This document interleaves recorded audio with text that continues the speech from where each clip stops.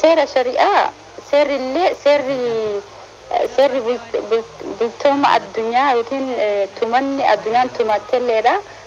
Seera so artistoonni nagadaan bulla jettee tininsafeen bulla jettee akkatti ganama galgala noowelliftu isin seeran bulla. Kunillee dogongoraa fudhatiti. Umrii 14 dheedu jechuun heerri biyyattii keessa jiru mirga daa'immanii hin kabaju. Kabajaan ka jirullee ijaarri ka jirullee kama gadaati fi kama hayyoota jaarsi gosaa bayee beekan gosaa bayeetiniin nama araarsu sanii nama hayyee obboleessa kiyya barri inuu amma masa fakkeenyaaf karaa seeraa dhaqanii amma seera yoo seera dhaqan orguu danda'a tarii orguu danda'a garuu mirga kiyya waan jettuuf sirna intal caaltu gabbaatee waan jirtu alaan mul'attu ni laalla jiraattu barbaada yaamamee bakka jirtu.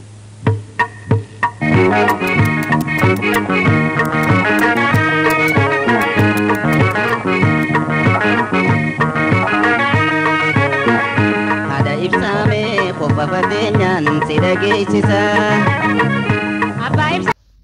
Ashamaa jirtu nageenyi rabbii guddaa simbiratti haa jiraatu alaaf keessa teettaniitiin sagantaa keenya Caayaa TV channel Orombeek YouTube channelii keenya kan hordofaa jirtan kun qophii keenya gaaddisa heeraa dhimma fuudhaa fi gaa'elaa irratti egaa mormiin guddaan barattoota kolleejjii Caayaa barnoota qarree fi qeeroowwan hayyoota rogeeyyii jidduutti gaa'elli bu'uuraa kan aadaa sirna safuuf duudhaa ganamaa kan abbootii keenyaa kan amantiin dabalee fi bartee ganamaa santu nu baasa kan heeraa namtolcheedha waan taateef qabiyyeen heeraa bakka nuun bu'u kan jedhanii fi lakki addunyaan civilization yookiin qarooma keessa jirti akkasumas walitti bu'iinsas ta'e komiiwwan ta'e deemtoowwan daa'imtuu rakkoo fi safuutu hawaasa keessatti jirtu kamiyyuu hir'isuudhaaf leejitimentii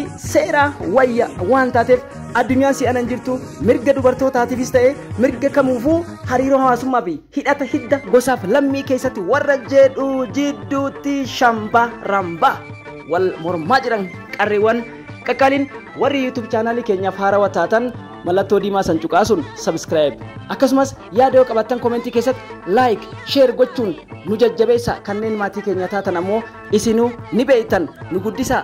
Egaa yaanni keessan murteessaadha. Kolleejjii Caayaa barnoota keessatti ammoo kanneen barachuu barbaadan toora WhatsAppii keenyaatiin nu dubbisaa isiniin jennaati qophiin keenya eegalee jira. Kabajaan ka jirullee ijaarri ka jirullee kama gadaati fi kama hayyoota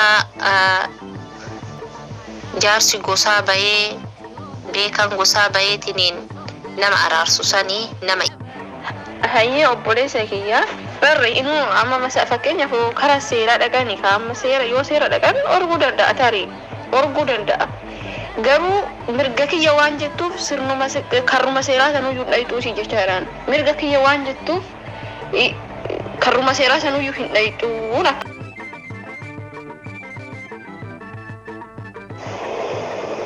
Hubachiisa kissii miti kan jedhamaa jiru. Gaa'illi dhaabbatu kammoo gaa'illi ijaaramu yookaan immoo fuudhaa fi heerumni raawwatu karaa aadaatiin jaarsumaa fi akkuma duraan abbootii kennaa karaa manguddootiin jaarsa ergatanii achiin raawwatamutu caala yookaan bu'aa qaba. Intalli takka gaafa fuudhaa fi heeruma keessatti sirna gadaa yookiin aadaa Oromootiin kan heerumtu taate akka miidhamtullee gaafa miidhaan isheerra gaheeyyuu abbaan mana kee jalatti deebitee abbaan mana keetiif buluu qabda. Abbaan mana keetirraa maalii ta'uu hin qabdu. Osoma isin cunqurfamtu osoma isin rakkattu dhiphattu seera gaa'ilaa keessatti seera abbootii fi haawwatiin kenna ijaarratan keessatti hammeenya qaba jechuun miti yeroo duraaniitiif manni kenna seera sirna gadaa yookiin seera jaarsatiin kan bultii ijaarratan amma garuu haalli gara kamiiyyuu seera. Ayyaa obboleessa kiyya yaada kiyya irratti gaafii na gaafatti. umrii isii malee seeraan umrii isii malee barsiisii addaan hin kuchisiisanii waan jette irratti hayyamee duraan umrii isii malee heerumsiisanii haa jennu. Umrii isii malee heerumsiisanii yoo jenne amma haga mirgii dhufe jedhan kana haga seerrii dhufe kara seeratiin kara heeratiin haga jedhame kana shamarran umrii isaan eeggatte umrii waqtii ofii isaan eeggatteetiin heerumaa jirti. Kanaatillee hin beekta jechuudha. Mee ijoollee biyya Arabaa jirtu tana taate malee ijoolleen biyya keessa waggaa 14 sanuu waan hedduu natti fakkaatu. Kuni waraqaa seera wal qabsiisnee biiroo galchinee seera beeksifnee gaa'ela ijaaranna jechuun kun dhugaa natti fakkaatu. Kun dubbii dhugaatii miti. Hanga ammaatittuu uummanni gandaan bulaa, jaarsaan bulaa, manguddoon bulaa kan waraqaa mallatteessee harka qabee fidee seera dhaabee waliin mallatteessee galee gaa'ela gaggeeffate hanga silaan agarree. Yaa namoonni kunillee dogongora fudhatiti. Umrii 14 eeguu jechuun heerri biyyattii keessa jiru mirga daa'immanii hin kabaju jechuudha. Mirga daa'immanii hin kabachiisullee mirga daa'immanii hin kabaju. Inumaayyuu mirga daa'immanii dhiibuu irratti gargaaraa akka nama jedhuti. So yaadni kun kufaadha jechuudha. Akka heera biyyattiitti ijoolleen tokko umrii 18 ol ta'uu qaba waan jedhu waan dhagahe. Assalamualaikum warahmatullahi wabarakatuh. Akkam barsiisan barattoonni maashaallah hojii baay'ee irra jirtanii jabaadhaatii itti fufaa warri baay'ee nama gammachiisa. Gaafii wayii tokko amma sagaloota caqasaa jira. Gaafii wayii isin gaafatee barsiisaanii inni ani si argee si laalladhee si fuunee bayinarraa deemifaa jedhee manaan baasuu jechi akkanaaf hin jiru jedhee barsiisan isin gaafate waan akkasiisan subhanallah abbaan isaa yeroo inni jecha san isin jedhu yoo dhagaye isa tumee manaa baasa. Intala gosa qabdu intala abbaa gaarii intala haadha. Hayyee obboleessa kiyya silkii lafa kaa'uudha jette. Maarree eega akkas ta'e eega silkii lafa kaa'u ta'e amma uummanni Oromoo aadaa, duudhaa, seenaa, afaan ofii qaba jechuudha waan hunda keessatti. Gaafa akka seera sirna abbootii keenyaa haalaaf abbootiin keenya irra dhufan waan nu jennu taate ammayyaa'u eega taate fakkeenyaaf sirna aadaa Oromoo, sirna gadaa Oromoo waa hedduu ka jennuun kana waa hedduu hammataa Oromoon seera qabaa, sirna qabaa, gadaa qaba ka jennuun kana gaafa ammayyoofna jenne isa lafuma keenyatiniin akkuma faranjiin nu goote taanaa jechuudha malee. Wallahi dhugaa keeti mirga jennee mirgi shamarranii haa diriiru jennee wanni mirga jennee duraan biyya alaa duraa wanni ta'e deemti dhugaa keeti nurratti biyya alaatu mirga jennee mirgi eegame jennee akkuma biyya alaa yaa'insi baay'atetti dubartiilee hiikan baay'ate maaliif mirga jenneeti mirga wajji deemneeti lakki nu mirga kanan barbaannu. Aadaa fi safuu naannoo keenyatiin hawwataa fi abboota keenyatiin abbootii keenyatiin akkasumatti aadaa isaanii hordofnee. Egaa deebi'een jira tokkoffaa irratti kan dhaloota ammaa keessatti dursa gabbifamuu qabuu fi hubatamuu qabu maalii kan jedhu inni hangafa barnoota hubannaadha. Addunyaa faana tarkaanfachuu danda'udha. Hamaa fi gaarii addaan beekanii tarkaanfachuu danda'udha. Ufitti amanamummaa horachuudha. Addunyaa faana tarkaanfachuu jechuun waan namni tokko hubachiisa kissii miti kan jedhamaa jiru. Gaa'illi dhaabbatu kammoo gaa'illi ijaaramu yookaan immoo fuudhaa fi heerumni raawwatu karaa aadaatiin jaarsumaa fi akkuma duraan abbootii kennaa karaa manguddootiin jaarsa ergatanii achiin raawwatamutu caala yookaan bu'aa qaba yookaan umrii gaa'ela sanii keessatti kabajaa fi jaalalaan tursiisa moo kan karaa seeratiin raawwatu. Inni biraa heera gaa'illi gara mana murtiitiin dhaabbatu bu'aan isaa lakkaa'amee hin dhumu. Tokko umrii malee gaa'ela ijaaruu mana murtii fuulduratti fudhatama hin qabu. Daa'imni takka yeroo gara mana barumsaa deemuu qabdutti gara gaa'ilaatti humnaan geggeessuun karaa mana murtiitiin fudhatama waan hin qabneef daa'imman sirna fuudhaaf heerumaa gahanii fedhii isaaniitiin akka heerumaan kan jajjabeessu waan ta'eef kunis gahee mataa isaa qabaa jechuu qaama hawaasaa tokko keessatti. Inni biraa fedhii malee heerumsiisuu gara mana murtiitiin yoo ta'e fedhii malee heerumsiisuun waan hin danda'amnee fi shamarri takka fedhii isiitiin alatti dhiibbaa hawaasaatiin yookaan maatiitiin yookaan dhiifama boota dhalaa akkasiin jedhe kana wimbeetoo jiran akka naannoo keenyatti wimbeetoo. Walirraa fixannee yookaan ilma walitti qabnaa ilmi teenya sun yookaan boru heerumtii boru fuudhaa jara poolis dhaabaa wal fiddee jara akkasitti maqaa wal balleessite warra ebeluusa waan namaa hin jedhaniif Oromoon teenya immoo hin beeytanii maqaadhaan nama galti saniifuu safuma wajjiniin abbaa seera biyyaatiin seera Oromoo seera jaarsoleen biyyaa oonuufitti immoo osoo kabajamaan odoo kabaja walirraa hin buusin akkasitti yookaan araaramanii yookaan garagar deemanii waan seerri waan hayyee obboleettii xiyyaa tahriimaa deebii deebisatuun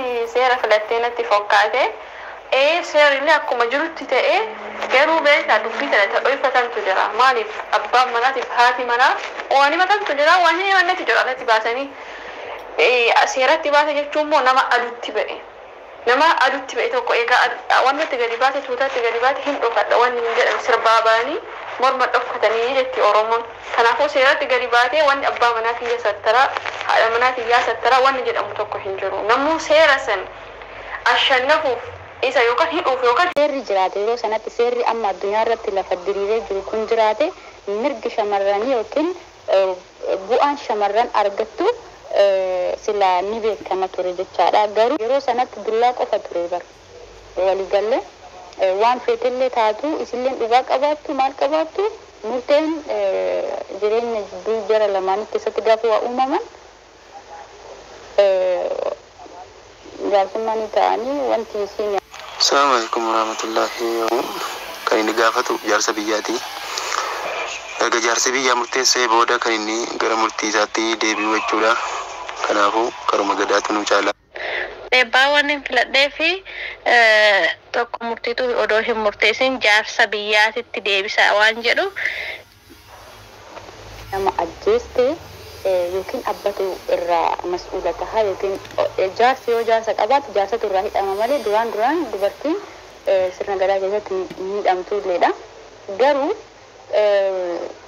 haala yeroo sanii keessatti dubartiin bultii keessatti bu'aan isiin argatte hin jiru.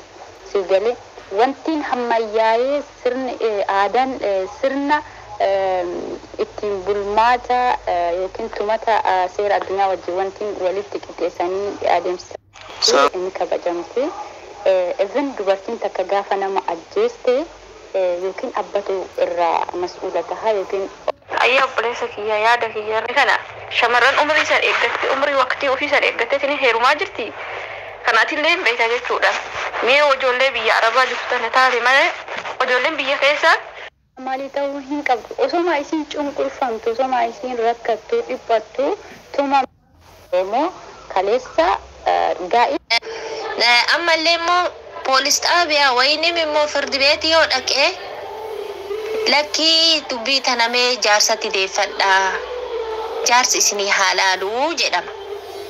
Jaarsi suni mas'uuliyinnata fudhateetiniin dubbii san laala. Dubbii san as deebisee hin ijaara osoo sumuniin takka irraan bahin osoo miidhaan tokko qabeenya isaatirrallee hin gahin jecha jara san gamaa gamanaayyuu jechaadha. Dubbii san hin fixanii jecha. Kanaafuu shari'aalleen yoo fiddeetiniin jette shari'aan kennallee akkasuma. Hayyeegaa koolaba irra geenyee jira sagantaa keenya kutaa lammaffaan kan itti dhiyaatu tahaa jechuudha. Yaada waliigalaa irratti hoo hayyoonni maal jedhan kun qophii keenya caayaa gaaddisa barnootaati. Caayaa gaaddisa barnootaa keessatti safuuf duudhaa hawaasa Oromoo akkasumas immoo seera dhaloota kan biyyi tokko ittiin bultu jechuudha yookiin immoo international constitution level ka jennu yookiin seera maatii seera hariiroo hawaasaa keessatti gaa'ela bifa kamiin raawwatama akkasumas immoo gaa'elli gama aadaatiin yookiin hawaasaatiin maatiitiin godhamu kanaa fi gaa'elli gama seeraatiin hidhamu miidhaa kamtu qaba akkasumas immoo dhiibbaan dubartoota irratti jiraachuullee haa ta'u maatii facaasuu irratti haa ta'u rakkoowwan hawaasummaaf diinagdee irratti kan jedhu irratti sagantaan keenya goolabamuutti jira dhuma irratti immoo yaada hayyoota akka waliigalatti isiniif dhiyeessineeti sanboodagaa jenna. Egaa deebiin jira tokkoffaa irratti kan dhaloota ammaa keessatti dursa gabbifamuu qabuu fi hubatamuu qabu maalii kan jedhu inni hangafa barnoota hubannaadha addunyaa faana tarkaanfachuu danda'udha hamaa fi gaarii addaan beekanii tarkaanfachuu danda'udha ufitti amanamummaa horachuudha addunyaa faana tarkaanfachuu jechuun waan namni tokko mobaayila qabatee waan deemeef mobaayila namni qabate san qabatanii deemuu danda'an nama san faana deemuu danda'an jechuu odoo hin taane hubannaa addunyaan qabdu qabaachuu danda'udha. Addunyaa tana xiyyeeffannaadhaan hordofuun ufiifis maatiifis hawaasa naannoo saniifis dammaqina uumuudhaan faana jijjiiramaa fi guddina teekinooloojii addunyaa kana faana dha'uudhaan jiruu fi jireenya ofii fooyyessuudhaaf tattaafachuu jechuudha. Egaa nageenyi rabbii guddaa simbiratti haa jiraatu kutaan tokkoffaan qabiyyee falmii barattoota kolleejii caayaa barnootaaf mana barnoota sadarkaa tokkoffaa kolleejii caayaa barnoota hayyoota beektota kana fakkaata maal barattan akkasumas ammoo kufiinsi diigamni gaa'elaa kufiinsa hawaasaa ta'uu hundi keenya hubannee jirra. Isinitti yaa baru horaa bulaa deebana isinin jennee jira subscribe like gochuun dagatinaa sagantaan keenya isitti tolee jira egaa qophii keenya dirree falmii itti aanu kan gaaddisa heeraa irratti walaa agaruu isinin jedhaati qopheessee kan isinin dhiyeessee jiran gaaddisa daadaa shambaa rambaa sirbuma kanaan tursi gaarii kaayoo dhala yoo dhaseete kaayoo dhawaan yoo dhaseete Wanam baya kabusete